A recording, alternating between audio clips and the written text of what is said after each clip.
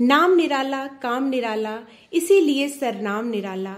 मानवता का दूत निराला, सरस्वती का पूत निराला। रहा काल से बली निराला, किंतु रहा न छली निराला। अनघड़ अक्खड़ बेपरवाह बेतरतीब, जीवन की झंझावातों से झांकता हुआ, आत्मा की अस्मिता का निष्पाप उजाला, ऐसे थे हमारे महाप्राण निराला।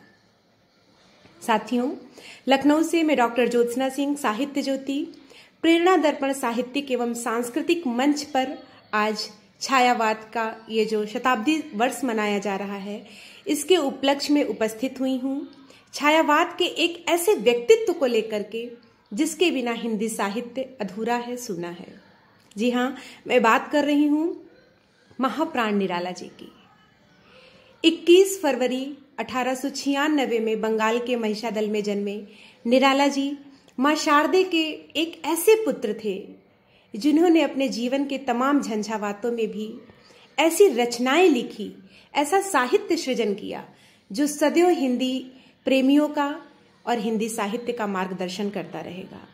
आज इस शताब्दी समारोह में मैं आप सभी को निराला जी के जीवन के कुछ महत्वपूर्ण बिंदुओं पर, उनके जीवन के कुछ अनदेखे अनछुए पहलुओं पर चर्चा करूंगी और उनकी कुछ कविताओं को आप सभी के बीच अपने कवयित्री साथियों के साथ में लेकर के चलूंगी। तो चलिए चलते हैं महाप्राण निराला जी की यात्रा पर। बसंत पंचमी का दिन, माँ शारदे के अवतरण का दिन, और वही दिन महाप्राण निराला जी के अवतरण का।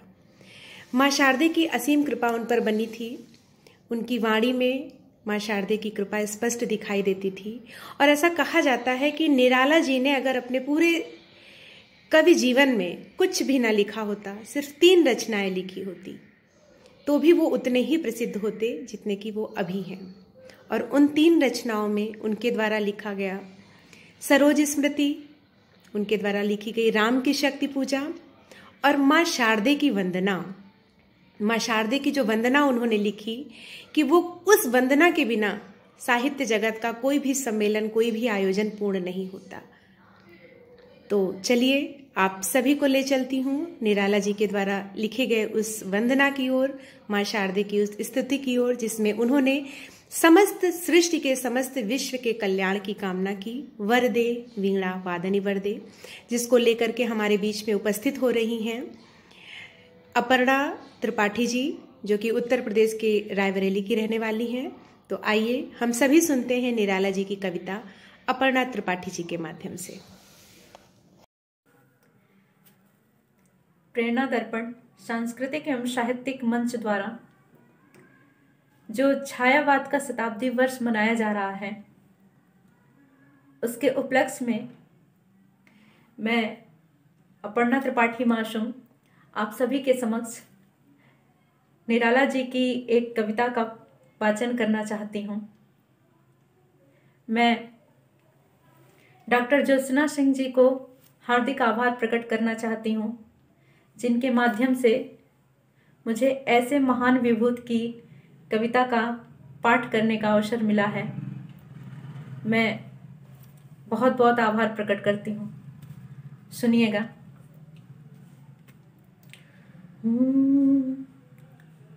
वरदे वीणा वादिनी वरदे वरदे वीणा वादिनी वरदे प्रिय स्वतंत्र रव अमृत मंत्र नव प्रिय स्वतंत्र रव अमृत मंत्र नव भारत में भर दे वरदे वीणा वादिनी वरदे वरदे वीणा वादिनी वरदे काट अंध उर के बंधन स्तर काट अंध उर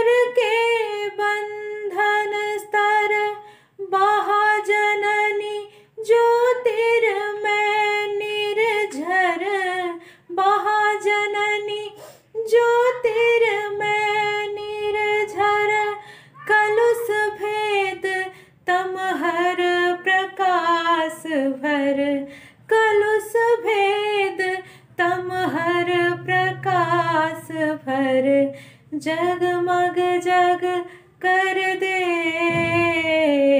वर दे। वीणा वादिनी वर दे वर दे। वीणा वादिनी वर दे। नवगति नवलय ताल छंद नव। नवगति नवलय ताल छंद नव। नवल कंठ नव जलद मंद्र रव। नवल कंठ नव जलद मंद्र रव। नव नभ के नव विहग वृंद को। नव नभ के नव विहग वृंद को। नव पर नव स्वर दे वर दे। वीणा वादिनी वर दे वर दे। वीणा वादिनी वर दे। प्रिय स्वतंत्र रव अमृत मंत्र नव। भारत में भर दे वर दे। वीणा वादिनी वर दे वर दे। वीणा वादिनी वर दे। बहुत बहुत आभार। बात महाप्राण निराला जी की हो रही है, तो प्रसाद जी के उस कथन को मैं आपसे साझा किए बिना नहीं रह सकती, जिसमें उन्होंने कहा था कि निराला उस ईश्वर की हिंदी साहित्य को बहुत बड़ी देन है। तो सच में उनका व्यक्तित्व तो ऐसा ही था। उनका ये कथन अक्षरशः सत्य है, क्योंकि निराला जी ने जहां एक ओर जागो जीवन के प्रभात जैसा जागरण गीत दिया और समस्त भारतवर्ष को स्वतंत्रता संग्राम में समर्पित होने हेतु प्रेरित किया, वहीं उन्होंने भिक्षुक जैसा संवेदनशील ग्रंथ भी दिया। बांधो न नाव इस ठाव जैसा श्रृंगार परक गीत दिया, तो वहीं उन्होंने सरोज स्मृति जैसा करुणा का सागर उड़ेलने वाला साहित्य दिया। आज मैं आपको बताने जा रही हूं निराला जी की उस कविता के विषय में, जिसने समाज के एक वर्ग को सोचने पर विवश कर दिया कि क्या दान पुण्य पूजा पाठ यही उस ईश्वर को प्राप्त करने का माध्यम है। लखनऊ में गोमती नदी का तट था, प्रातः भ्रमण का समय था और निराला जी उस तट पर खड़े ऊपर के पुल से देख रहे थे, और जो दृश्य उन्होंने देखा उसे ही उन्होंने शब्दों का आवरण दिया। तो आइए मैं आमंत्रित करती हूँ अपने बीच में प्राची जैन जी को, जो लेकर के आ रही हैं निराला जी की वह रचना जिसका शीर्षक है दान। नमस्कार, मेरा नाम प्राची जैन है और मैं लखनऊ से हूँ। प्रेरणा दर्पण साहित्यिक एंड सांस्कृतिक मंच को बहुत बहुत धन्यवाद, और डॉक्टर ज्योत्सना जी को बहुत बहुत धन्यवाद। छायावाद के शताब्दी अवसर पर, शताब्दी उपलक्ष्य में मुझे निराला जी की कविता का पठन करने का अवसर दिया। हालांकि मैं अपने आप को बहुत छोटा मानती हूँ इतनी महान कविता का उच्चारण और पठन करने के लिए, फिर भी मेरी तरफ से एक छोटी सी कोशिश। तो मैं यहाँ पे पठन करने जा रही हूँ निराला जी की कविता दान का।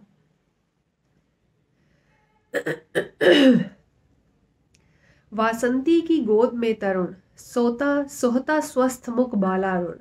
चुंबित सस्मित कुंचित कोमल, तारुणियों सदृश किरणें चंचल।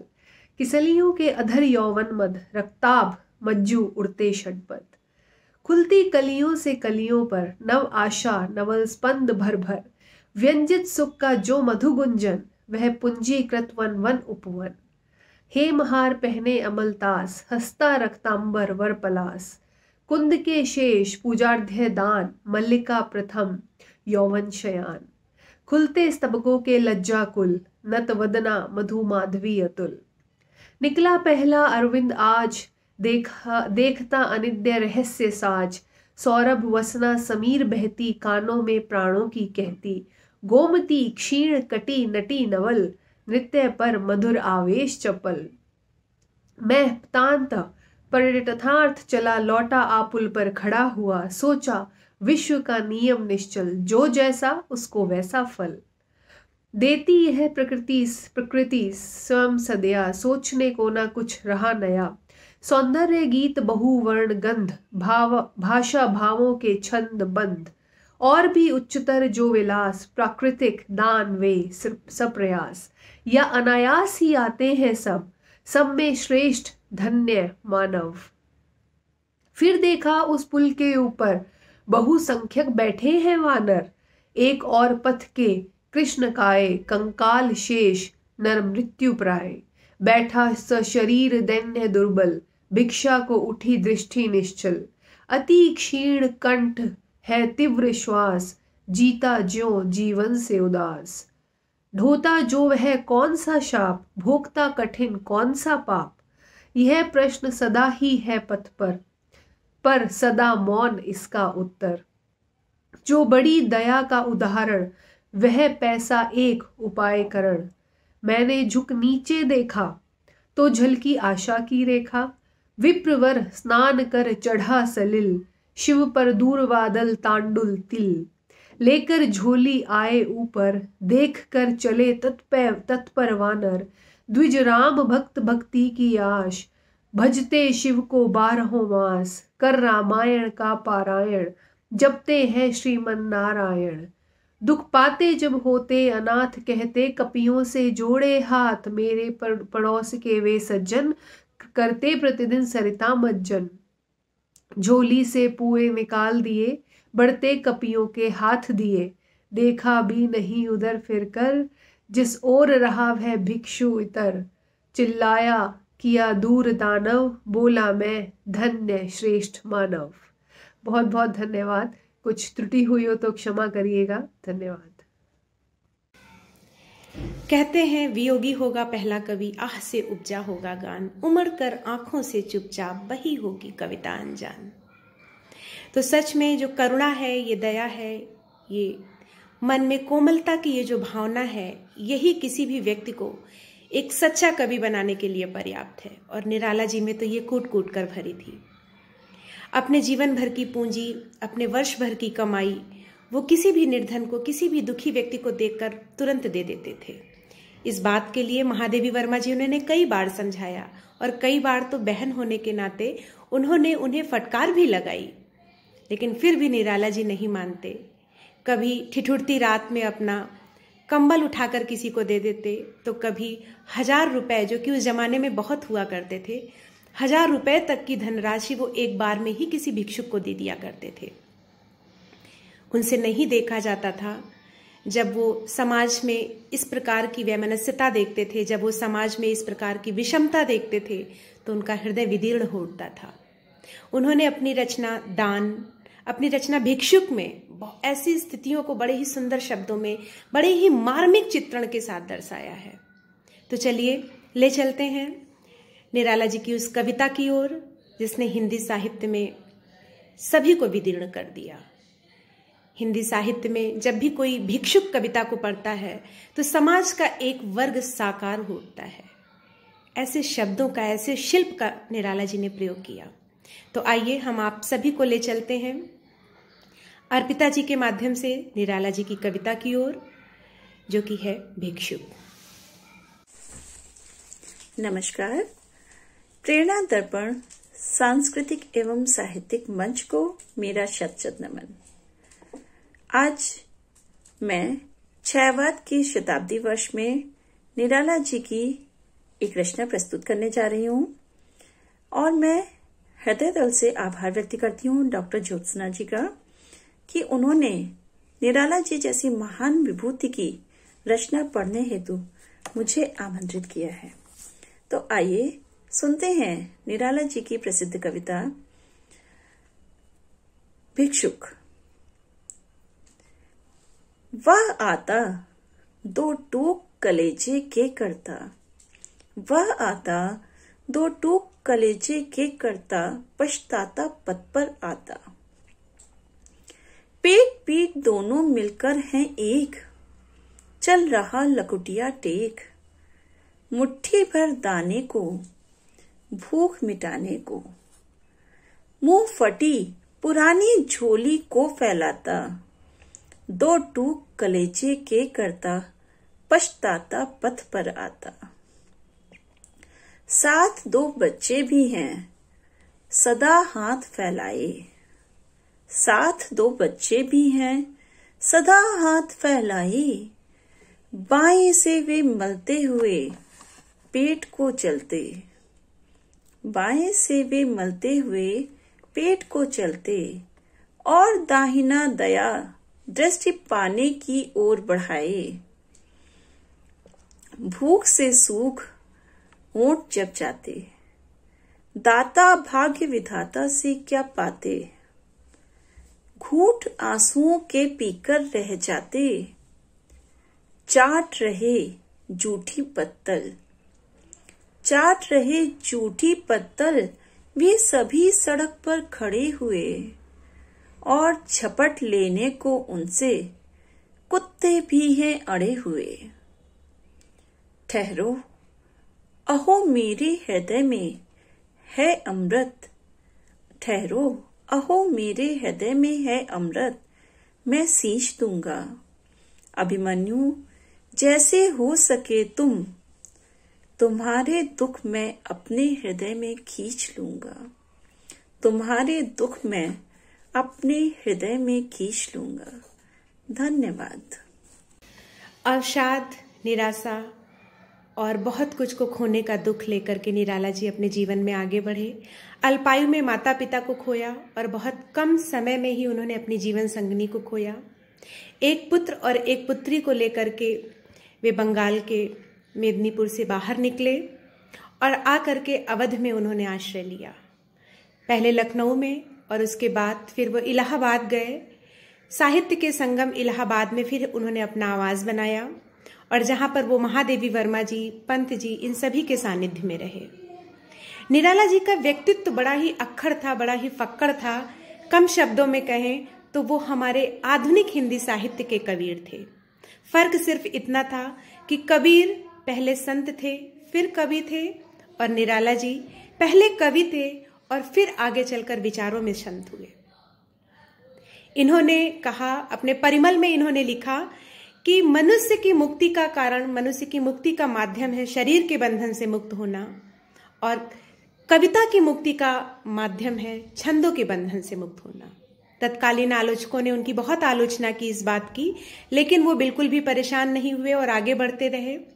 यद्यपि सरस्वती पत्रिका के प्रकाशन में उनकी जूही की कली जैसी रचनाओं को भी वापस लौटा दिया गया, लेकिन वो निराश नहीं हुए और लौटी रचना को उदास लेकर देख करके उन्होंने यही कहा कि एक दिन आप सभी निराला की इस बात को महसूस करेंगे जो कि आज हम सभी कर रहे हैं।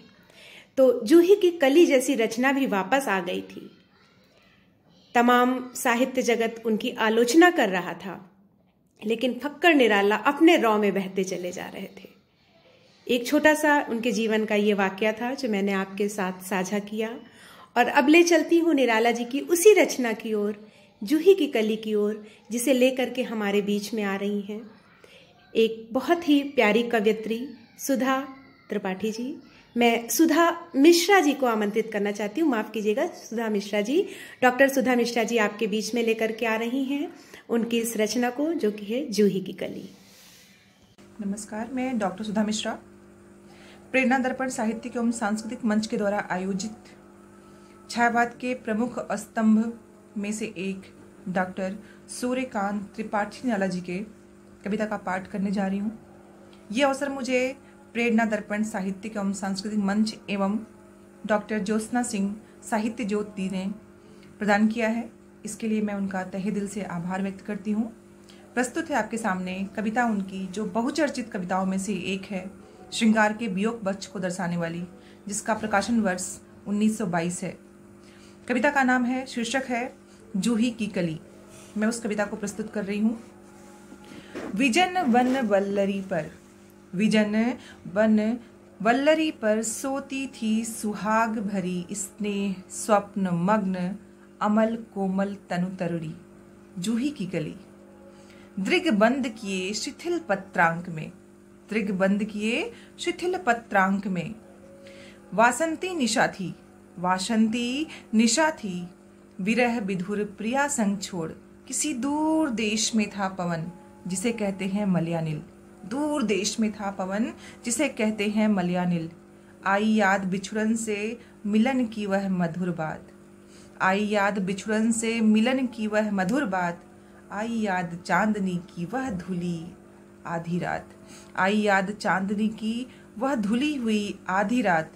आई याद कांता की कमनीय गात, आई याद कांता की कमनीय गात। फिर क्या, पवन उपवन सर सरित गहन गिरि कानन, कुंज लता पुंजों को पार कर पहुंचा जहां उसने की थी केली कली खिली साथ।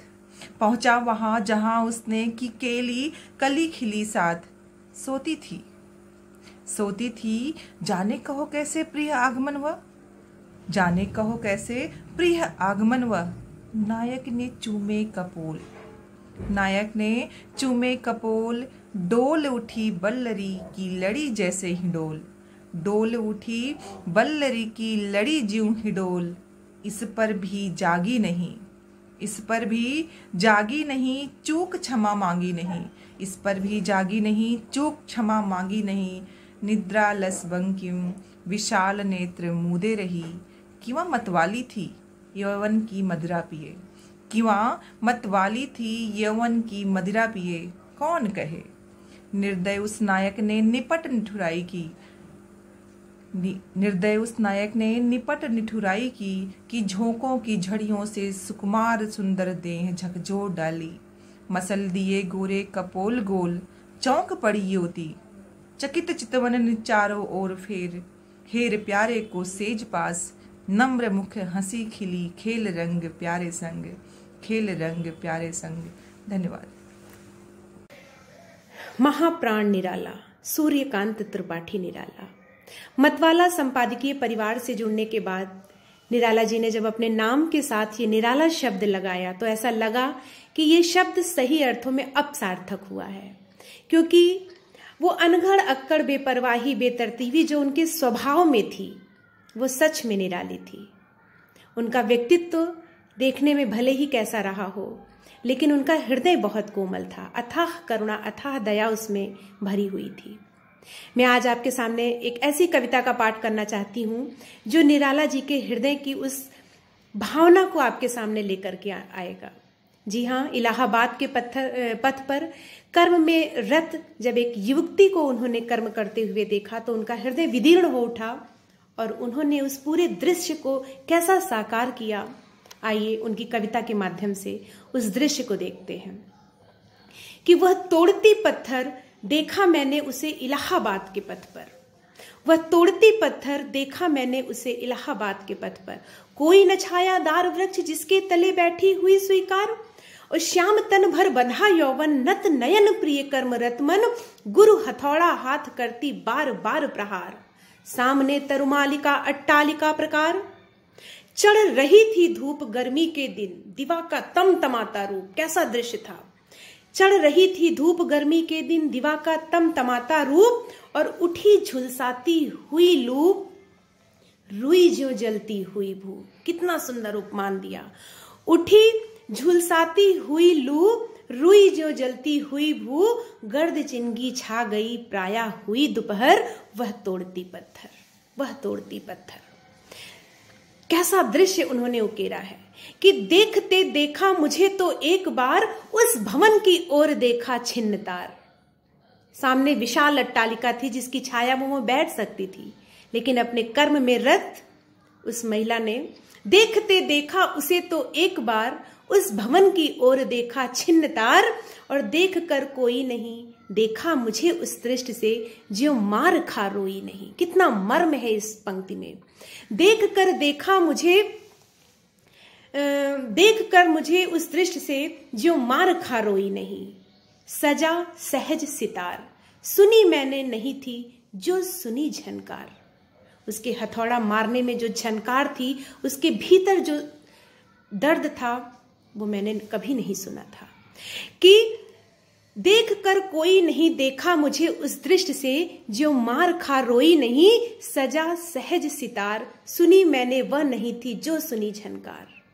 एक क्षण के बाद वह कांपी सुघर, एक क्षण के बाद वह कांपी सुघर, ढुलक माथे से गिरे सीकर, लीन होते कर्म में रत यो कहा, मैं तोड़ती पत्थर, मैं तोड़ती पत्थर। कितना मार्मिक दृश्य निराला जी ने उकेरा। ये थे महाप्राण निराला। उनके द्वारा लिखी हुई तमाम रचनाएं हिंदी साहित्य को एक वरदान है।